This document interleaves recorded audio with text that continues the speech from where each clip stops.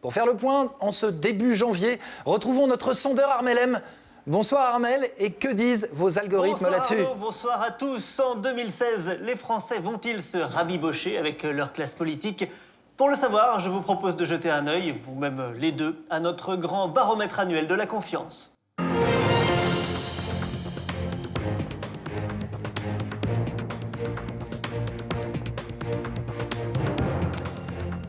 Alors, que nous dit notre baromètre? Eh bien, que la confiance en politique a atteint son plus bas niveau depuis le début des relevés en 1880.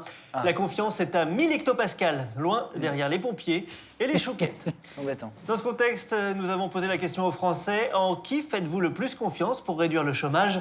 En première position, il place Slash des Guns N' Roses. En deuxième position, une poule.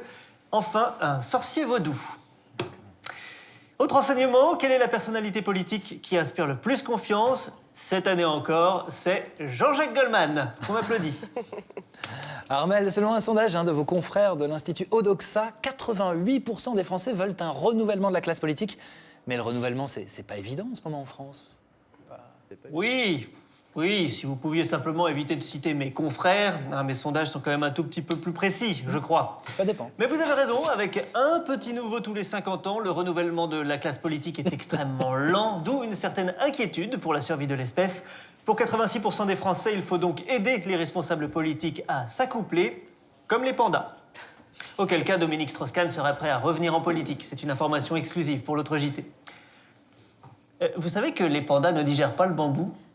C'est quand même dommage pour des animaux qui mangent que du bambou, non? Ils en avalent jusqu'à 12 kilos par jour et ça leur brûle l'estomac. Ils sont quand même un peu cons, ces pandas, non? Bref, pardonnez-moi, je passe un peu de coq en poule. Alors, la présidentielle de 2017, les électeurs préfèrent-ils voter pour l'un de ceux-là ou manger 12 kilos de bambou? Sans surprise, les Français choisissent le bambou. Mais attention, il reste du temps avant la présidentielle et 38% des Français pensent qu'une personnalité nouvelle peut émerger d'ici à l'élection.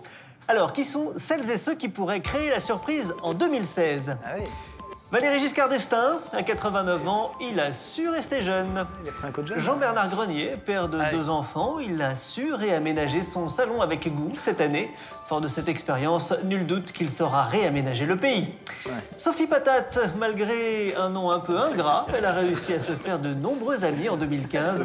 La nouvelle année devrait lui apporter encore des brouettes de potes qui pourraient voter pour elle le moment venu.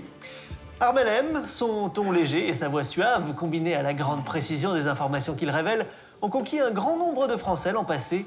À n'en pas douter, il sera de ceux qui feront 2016. Barack Obama, bientôt libéré de ses obligations aux États-Unis, il pourrait lui aussi être à recours. Voilà Arnaud, en 2016 comme en 2015, les chiffres sont les chiffres, eux ne se trompent jamais.